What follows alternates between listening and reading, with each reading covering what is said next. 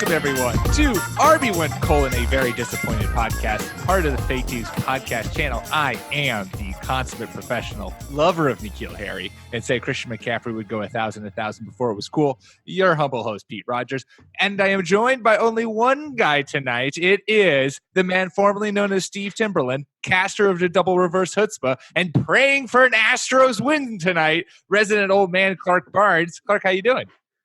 Doing great, Pete. Yeah. Are you watching at all the World Series right now? So a lot of you fans can understand this. I watched the first two games and the Astros lost. I then accidentally missed the third game and they won. So I've been unable to watch while they were on their winning streak. Of course, with the loss last night, that streak has been broken. So I will be tuning in to watch Game 7 from the Astros. Hopefully win the World Series. Yeah. Also freezing, and I have a fire going. So if you see me run out of the room quickly, just to check to make sure the place isn't burning down. Yeah, cool. We don't do fires here. We don't do cold weather here. I got really cold, and I only have like 2 sweaters, and they're both Christmas sweaters. so I wore a Christmas sweater to work today. Nice. And did you get many compliments? Were people kind of confused since Halloween is actually the holiday that's tomorrow, and everyone was like, "Is this your Halloween costume?" No, it's a sweet sweater. It's a shark tangled up in Christmas lights. Oh, very nice. Do you have Halloween plans for tomorrow?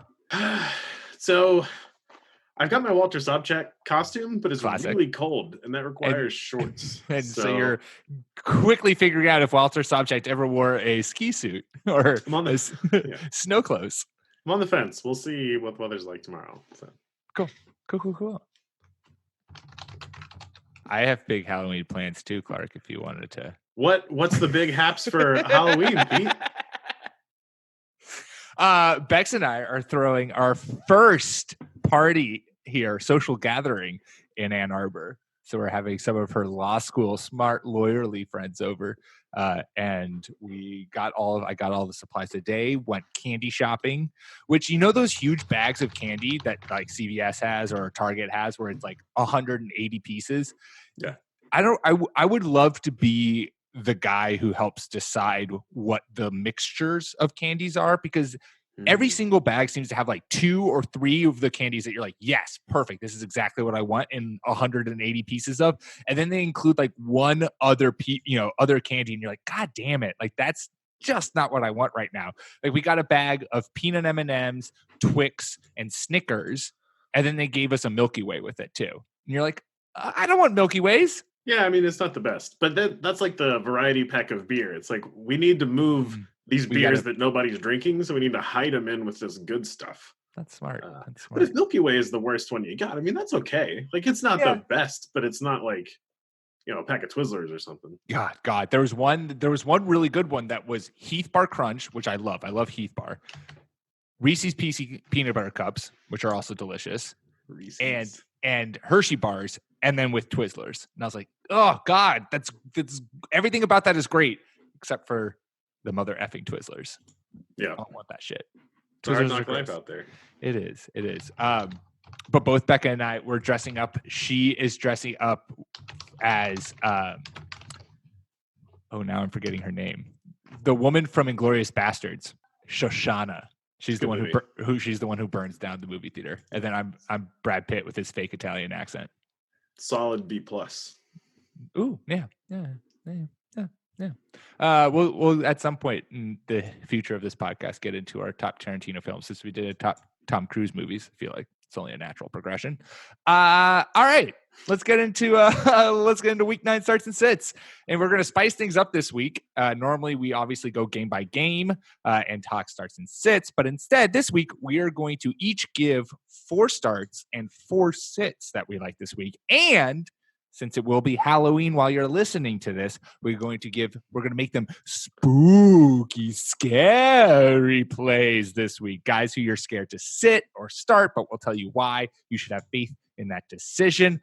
Clark, we'll start with you. Where are we beginning this epic, spooky, scary adventure? So we're going to start with someone who's a natural big boom bust guy. And for a team that's had a bit of a rough go lately, And so I'm going to say one of my scary starts is Robby Anderson. The Jets have had a real tough time of late, and especially anytime the Patriots are anywhere near your rearview mirror, it looks like you're not a very good team. But the Jets are going to be facing the Dolphins this weekend. I think the Jets bounce back after all of the trade deadline nonsense. Sam Darnold's still really good. Robby Anderson's still really good. And the Dolphins are terrible. So I think Robby Anderson gives you one of those big weeks that we were all hoping for, that like 100 plus in a touch type of weeks. Like I think he's a wide receiver 10 to 15 this week.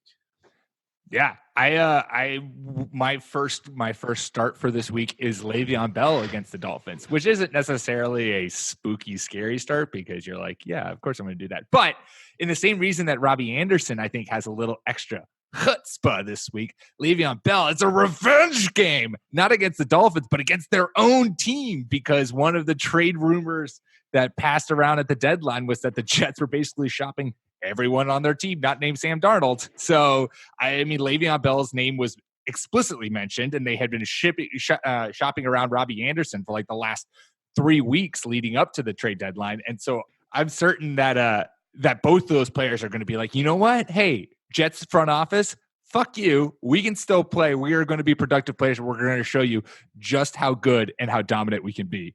Love it. Are you? Do you? I have to go and look and make sure I'm not burning down my house. Go check out the fire. Go check the fire. One eternity later. Okay, I think we're good. Okay, I'm gonna have to do that a couple times, but sounds good.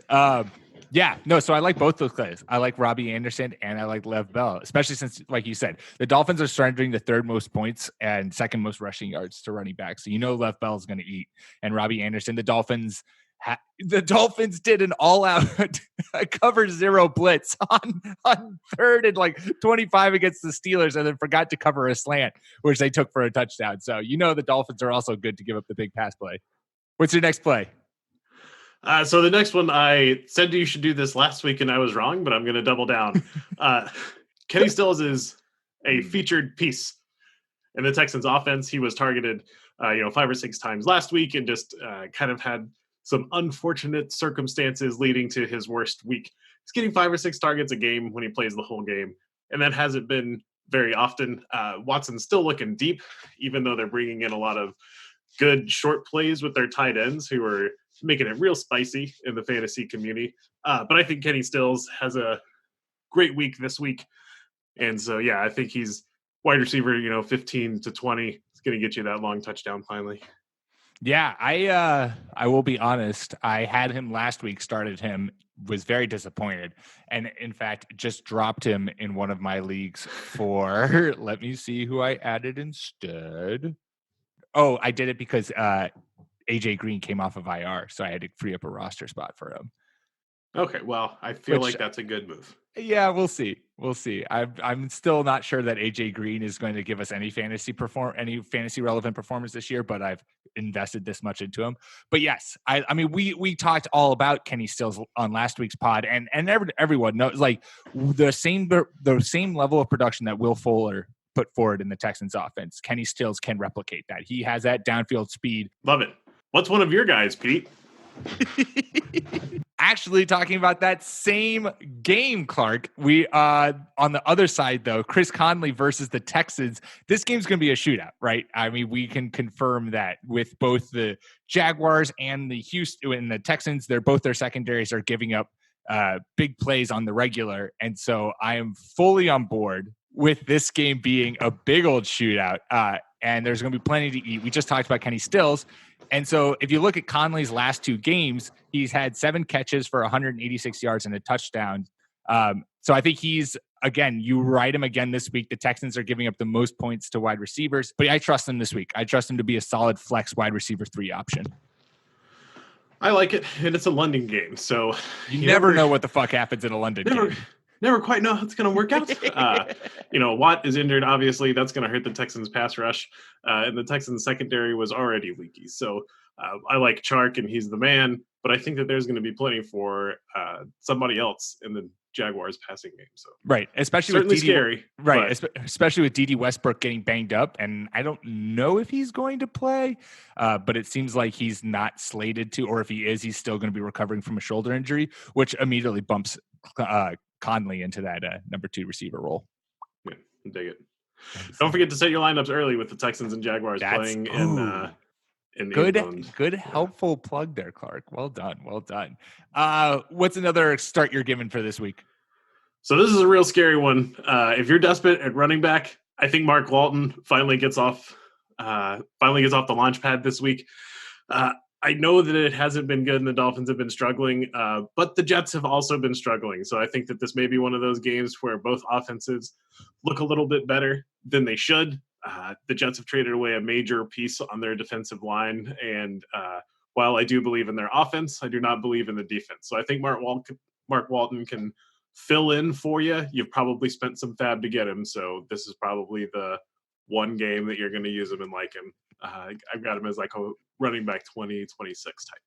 I also feel like the Dolphins offense, since they are obviously fully committed to this tank, I feel like their passing game sometimes gets too good and they start like they actually put up points and they're like, oh shit, dial it back. Fitzpatrick stopped playing so well. And so they could just be like, we're going to give Mark Walton 40 touches and he's going to get 80 yards on those 40 touches. And we're just going to run the game clock out so that we actually really can't get any offense going and actually can't score any points, as opposed to being allowing the passing game to at all, put up any kind of big games in order to prevent them from losing their number 1 slot.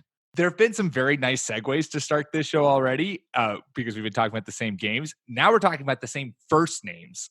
Mark Walton is your guy. I'm going Mark Ingram, who is a scary start against the Patriots because we all know this defense is terrifying. But if you're looking for a weakness, it is their ability to stop the run. That often the Patriots, this has been a Belichick thing for a while now, but we've seen it show up a couple times this year where it's like, hey, we'll let you run the football because that drains time off the clock and because we want to keep the ball away from, especially if you can give up explosive pass plays, right? We're going to let you kind of run the ball so that you kind of do that.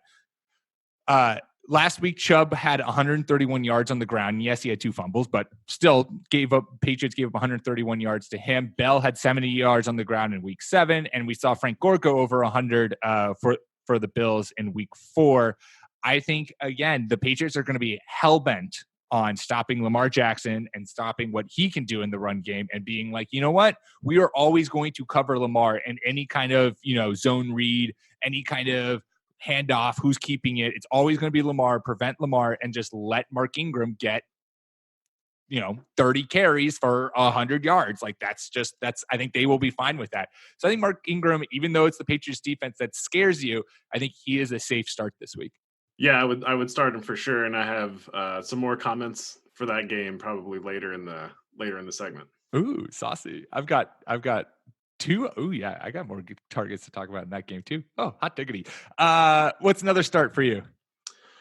So this one's going to be scary, and this is for folks that need a little help at QB, but start Jimmy Garoppolo this week.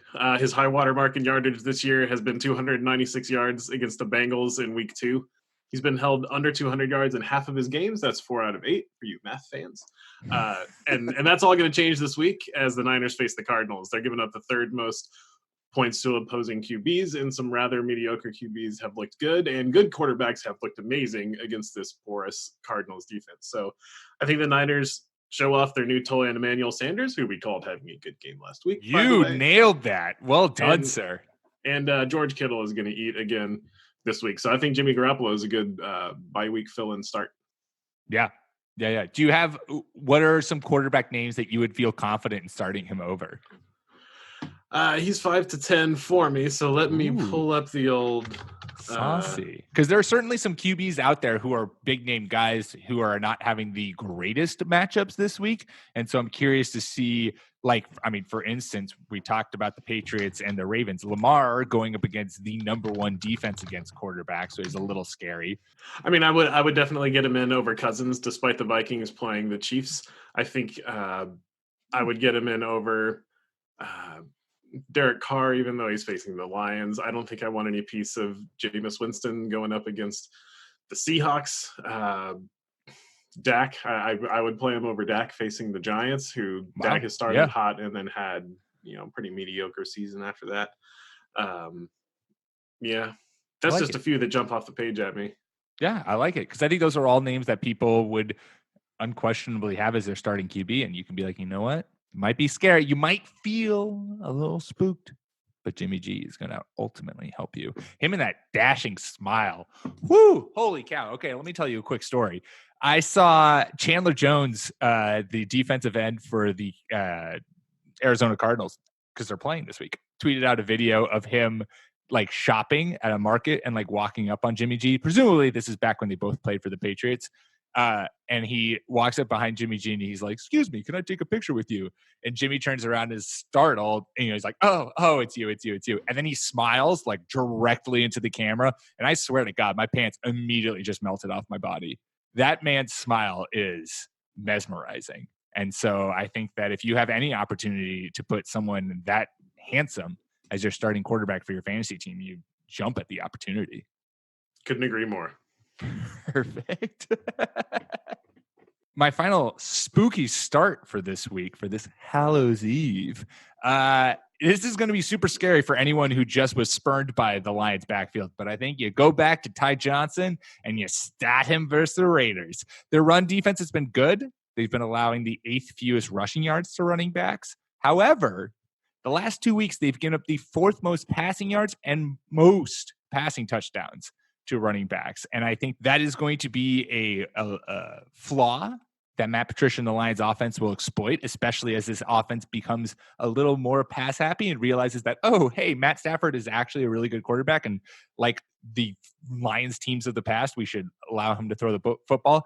And everyone's freaking out about Trey Carson, who did out carry Johnson, but Ty Johnson still led the backfield in targets last week. He still saw 4 to Trey, I don't think even got a target. And then J.D. McKissick, who is going to be my super scary start, but I was like, oh, that's a little too scary.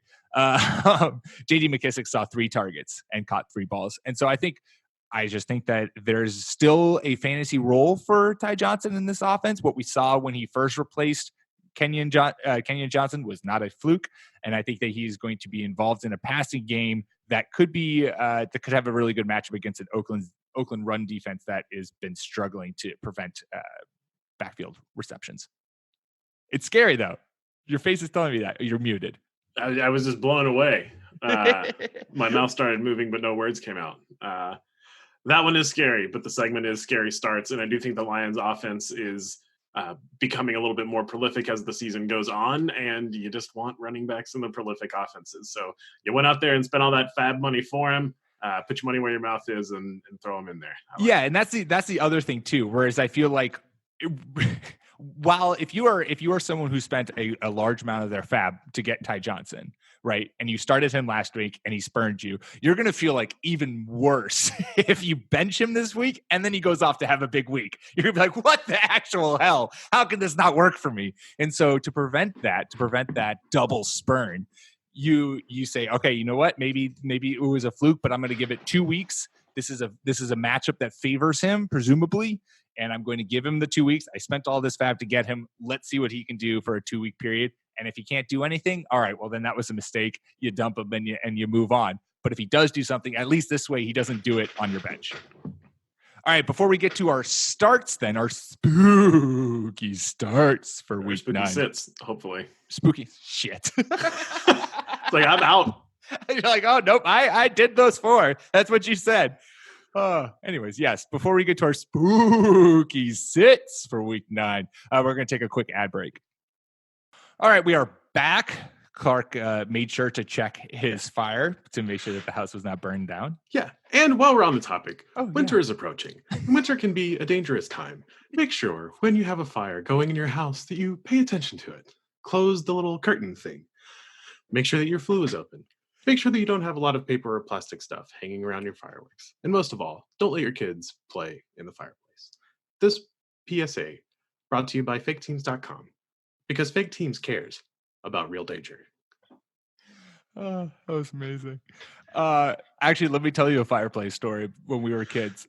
Yeah.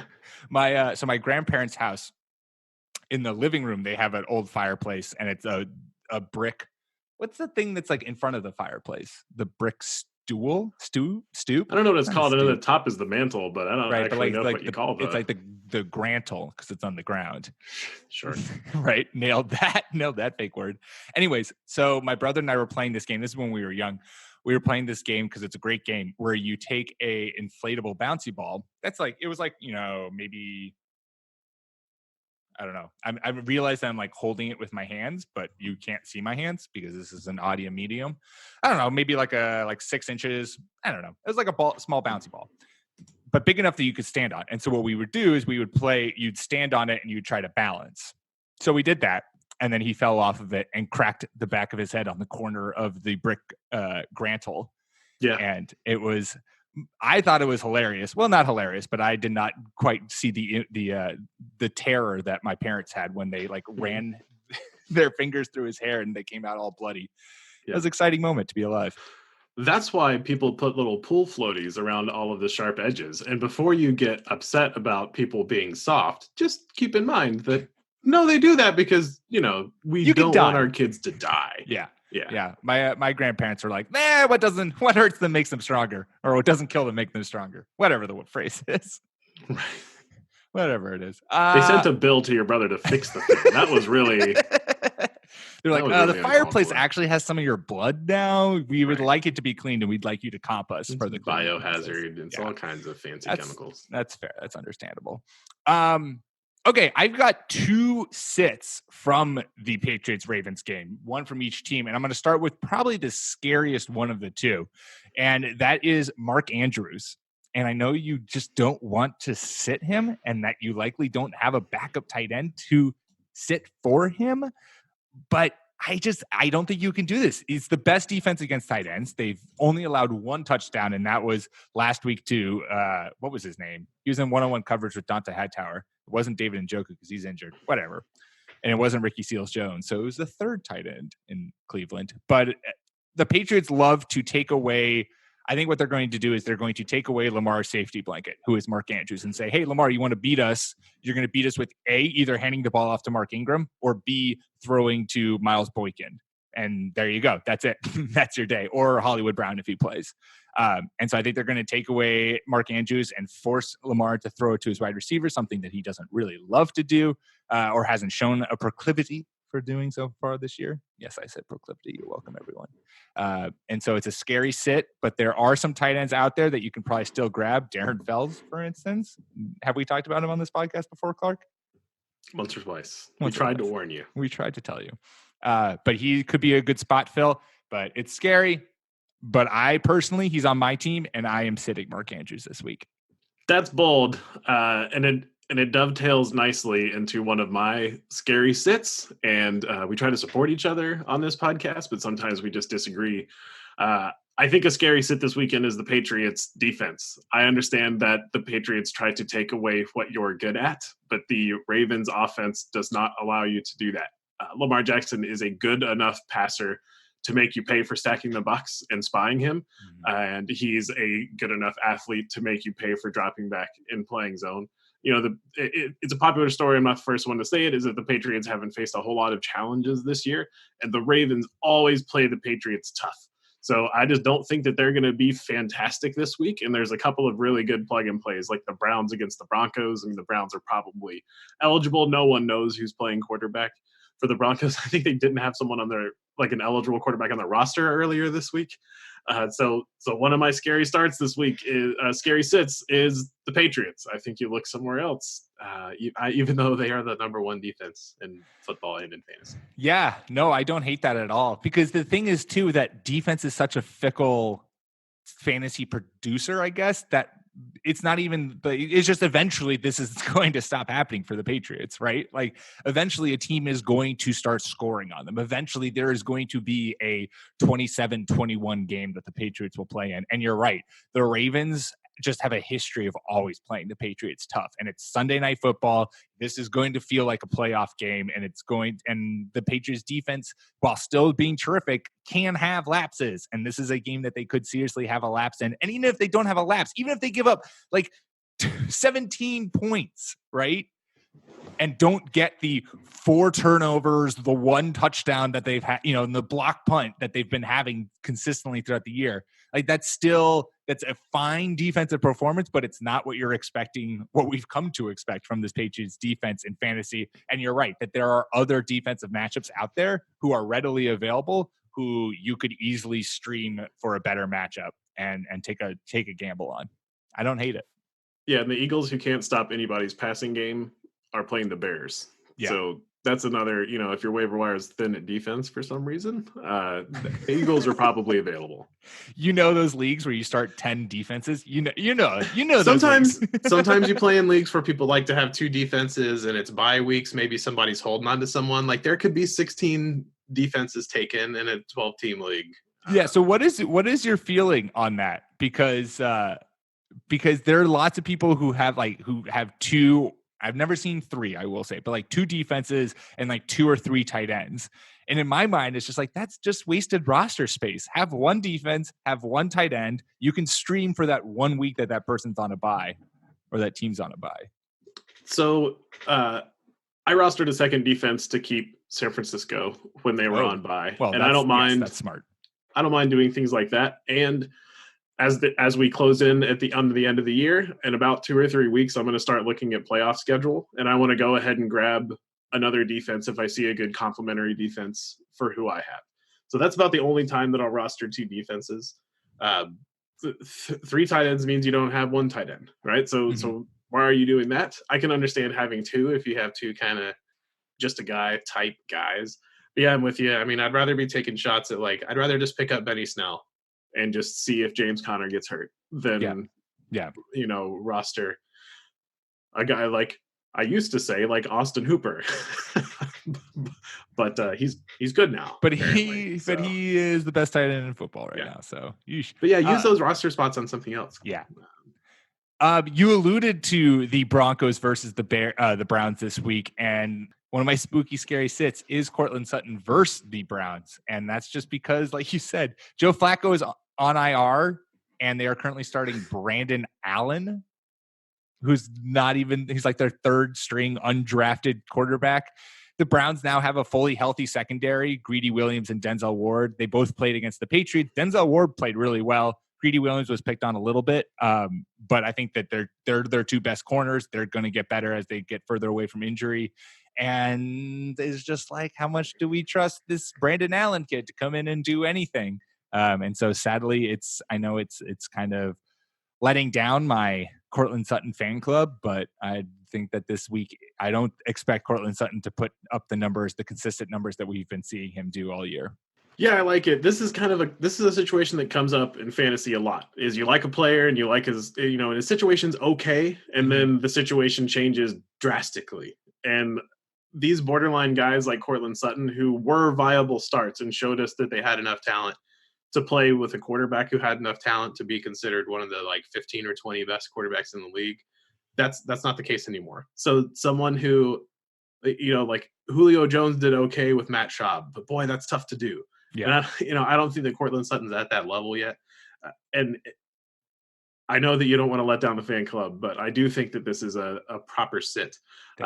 Another one I'm struggling with isn't part of the segment is, Royce Freeman may get all of the workload this week, but are the Broncos going to have enough to make that anything other than 20 carries for 65 yards and no score? Mm-hmm. Those games are just really hard to get away from, even though the Browns aren't looking so hot.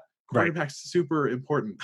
And it's hard to bet on a quarterback we've never seen of and who's not the waiting in the wings quarterback. Right. It would be different if it was Drew Lock, even though Drew Lock did not have a great preseason. Right. At least he was drafted highly, Right. At least there was a plan for him, but I don't know. And we'll see. Maybe Brandon Allen comes out and lights the world on fire, but are you risking a starting spot for that 3% chance to happen? Yeah, I like it. Another scary sit for you this week. Yeah, and we can stick with kind of the bad QB play and talented wide receiver.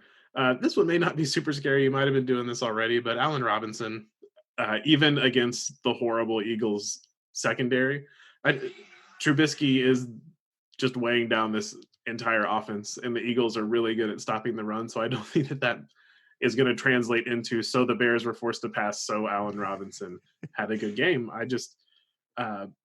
Allen Robinson incredibly talented. The Eagles secondary is horrible. I know that this is odd, but I'm a scary sit this week is Allen Robinson. I'm going to try to look elsewhere if I can. I think he finishes like outside the top 24 wide receivers. I don't think he's absolute garbage, but I don't think he's a starter for me. Yeah.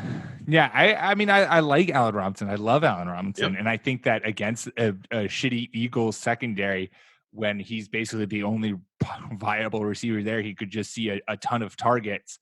But you're also right. Like, it's putting faith into this coaching staff. And it's like, how much faith do you actually have? I think Allen Robinson finishes, you said he's going to be outside of the top 25. Yeah. See, I think he finishes probably around the 18 to 20 range, just because I don't think that this offense moves outside of, because I don't think David Montgomery's going to have a great game against a stout Eagles run defense. So I think that this offense is basically going to have to move through Allen Robinson. So he'll get production just because of the fact that he's getting force fed. But what I completely agree with you on is the fact that the Eagles are a secondary that everyone has been like, oh, any number one receiver who goes up against this team, they're going to produce. And I don't think Allen Robinson is going to produce. Your runner's on first and second, your catcher up, and he pops up his bunt into foul territory. What a dangus. You're a professional player. Learn how to bunt. This is like the same thing with big men not being able to shoot free throws.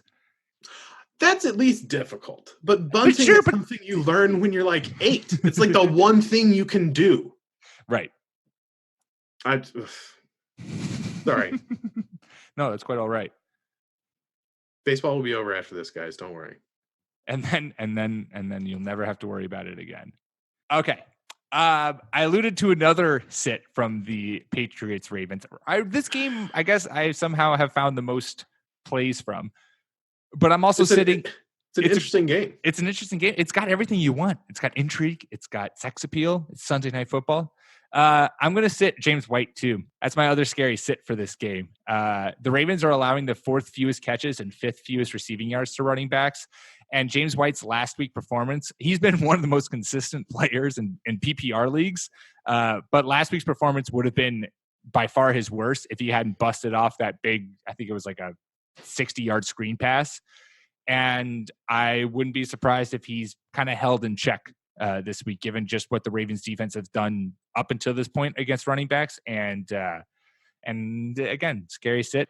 Yeah, I like it. I mean, you're going to be right saying you should sit this leading Patriots running back several times a year. And why not do it against the Ravens, who, they lost a lot of pieces on defense, but they're just always solid. And again, Harbaugh does the Belichick in taking away what you're good at. Of course, the Patriots are good at lots of stuff. So I wouldn't be surprised to see them try to shut down the run game and make old Tim Brady beat them through the air. We'll see. Which is something that we haven't really seen the Patriots offense do up until this point. And it's something that the Ravens defense has struggled with. And so it makes sense that would be the avenue that the Patriots would try to attack. It's just that I wouldn't be surprised if they come out and they're like Julian Edelman, Mohamed Sanu, I guess. Philip Dorsett, yay! Yeah, there you go, Philip Dorsett. I have to start him. So Jacoby Myers. No, but I think that receiving core could have a big game, and given the Ravens' defense ability against running backs explicitly in the passing game, which is only where James White operates. Like, you can't expect him to have any real fantasy viable shit in the run game. Do you almost have a homer? I have no idea. I'm totally not watching the baseball game. Yeah, definitely not. Well, then let's wrap it up, Clark. We've got one more sit, and I believe we have the same guy as our scary sit. I have 2. I'm saying you should sit Stephon Diggs of the Vikings. In case you're new to football, I don't know why I said that. So I know the Vikings are going up against the Chiefs, but I think the Vikings want to run the ball, and they're going to be able to run the ball against the Chiefs all day. So if you've been starting Alexander Madison as like your flex and third running back in weird deep leagues, of which one I'm in, you've been happy with that, and I think you're going to be happy with it again. The Chiefs have been horrible against teams that are not great against running the ball, so I think they're just going to get pounded by the Vikings. So Stephon Diggs is really good, but I just don't think that they need him this game. I think this is a game away from him. I think this is a game you fire up Alexander Madison too. He's another, maybe a scary start because you're like, oh, is he going to actually get me? Is he going to actually return enough to be worth a start? But what you said is totally right. The Chiefs' run defense is terrible. And we just saw both Jamal Williams and Aaron Jones eat and feast against them. And I think you could see similar kind of level production from two backs in Dalvin Cook and Alexander Madison. Yep. Okay, now is the guy who I think we both have as a scary sit, and it's applicable because the name is Scary Terry. Against the Bills, we know this Bills defense is not something you really want to mess with, and while I put a lot of faith into that, I put less faith. More of the reason for my pick here is I have no faith in any quarterback in Washington. We saw Scary Terry get open a couple times against the Vikings last week and just get wildly overthrown by Case Keenum. So I have no faith that even if Scary Terry can get open against this Bills defense, that he has the quarterbacks to actually get him the football. Yeah, I mean, I think Terry McLaurin is really good, just like what we talked about with Cortland Sutton. But being really good and all by yourself is tough when you're not at that elite level. And McLaurin has shown that he does well in good matchups and that he's going to be limited by his poor offense against good teams. And this Bills team is fairly solid on defense. I don't think that's going out on too much of a limb. And I think they're going to look great against the Washington team. And so it's hard, and I'm keeping him, and I'm looking to start him, in several weeks moving forward. But if I can get away from him, I think again he gives us kind of that like 40 to 60 yard line, and Washington might not score again. So I'm just trying to get away from it if I can. Yep. Nope. I totally agree, and I totally buy into that. I want to respect your time, Clark, because I know you got an important game on the line. Do you have time? Should we call the Oracle with a very important fantasy question, or are you like, you know what? I gotta get to my Stros. Sure, let's give him a ring. Get him or her. I don't know. Him or her. I don't want to bias the conversation. It's my mother again. Oh, good. We gotta get the Oracle back on the line. Right. I was a little disappointed. I was hoping for a thicker accent. I have to be honest, but that's not her fault. That's just bad expectations on my part. I know. Well, she's not actually from Boston. We just grew up there. She grew up in St. Louis. She's a good Midwesterner. Okay. Well, hey, good for her. I knew there was something I liked about you. Yeah, thank you. It's that Midwesterner coursing through my blood. Raised by good folks. Exactly. So we're going to give the Oracle a call. Since we are talking scary starts and sits, we are going to call the Oracle with possibly one of the scariest things that people are currently dealing with, which is which Chargers running back is the Chargers running back to pay attention to this week in fantasy. Is it Austin Eckler or is it Melvin Gordon?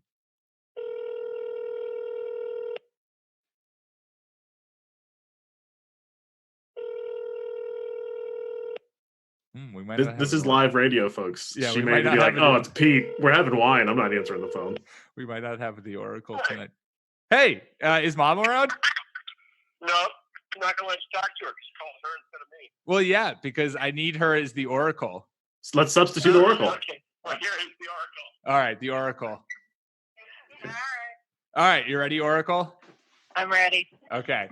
So we're going to change it up on you a little bit. Instead of giving you a player and you tell us whether or not they should be start or sit, we're going to tell you two players on the same team, and you're going to tell us which one of them you should start. Really? Hey, you're batting 100 so far, so you're doing great. You're doing great. Okay. All right, so now I'm down to 50-50 here. You're down to 50-50. You can only go so wrong. All right, who should fantasy owners start? Austin Eckler or Melvin Gordon versus the Green Bay Packers? When would the game be? The game is Sunday day, I believe. And which one's younger? How old are they both? Oh, that's a good question. I think Melvin Gordon. I think one's about 24 and the other one's like 27. Yeah. Let me quickly do Austin Eckler's age because I think Austin Eckler is the older one. Yeah. So Austin Eckler is the younger one. And how's the older one? 26. So not that old. Okay. So that doesn't help me out. I was going to say if one of them had little kids, Halloween this week, they might be distracted from training. She is covering all the angles. Yeah, the Oracle looks at everything, not just fantasy football matchups, but at home. What is her home life? I have a very holistic approach. Yeah, that's good. That's good. That's why we turn to you on these difficult questions. I would say the guy who's just getting back into it because he's probably on the up, and so the guy sounds like he's in the slump on the way down. All right, so Melvin Gordon. All right, Melvin Gordon, go Mel. All right, there you go, Mel. Thank you, Oracle. You're welcome. Good night. Thanks, Pete Tom. All right, so you heard it here first. You heard it here first. If you Melvin Gordon bounce back. Melvin Gordon bounce back. If you're having a debate as to which Chargers running back to start, the Oracle has spoken. And I would like to say, if you decide to take the Oracle's advice and she turns out to be wrong, don't light her up on social media. She's out here working hard, trying to give you good fantasy football advice, and you're the jerks that are taking her advice or not. So don't take that out on her because I'm sure she is a really sweet lady. Yeah, don't hate on my mom, people. The Oracle is never wrong. Right. Excellent. Well, there you go. Week 9 starts in 6. Make sure you subscribe to the podcast. It's been a crazy day. I did all of our shopping for Halloween, and that was hectic. And now I'm just all over the place. And there's like 700 sporting events going on right now, Clark. How do we focus? I don't very well. I don't. Yeah. Make sure to subscribe to the podcast wherever you can get your podcasts. iTunes, Spotify, Stitcher, Hold On Yards, Fake Teams Podcast channel. You can follow us on Twitter at RB1 Podcast. Follow myself at Peter Rogers. Follow Clark at NFL Clark. We will be back at you next week. Good luck to everyone out there. Hope you have a good week 9. And until then, peace. Go Stros. Go Stros.